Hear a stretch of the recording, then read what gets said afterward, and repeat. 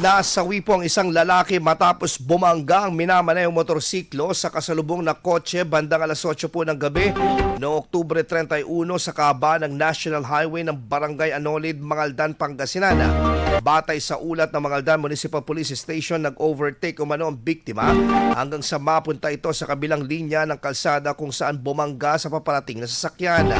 Nagtamo ito ng sugat sa iba't ibang bahagi ng katawan at agad ay sinugod sa pagamutan sa Dagupan City, ngunit binawian din ng buhay kinabukasan. Samantala, nagtamo naman ng minor injuries ang driver at pasahero ng kotse at agad na nagbigay ng lunas nabigyan ng lunas sa pagamutan bago nagtungo sa impila ng pulisya. Ayon sa paunang investigasyon, walang suot na helmet ang biktima nang mangyari ang insidente. Patuloy ang investigasyon at wala pang naitatalang kasunduan sa pagitan ng dalawang panig. IFM News. IFM News. IFM News.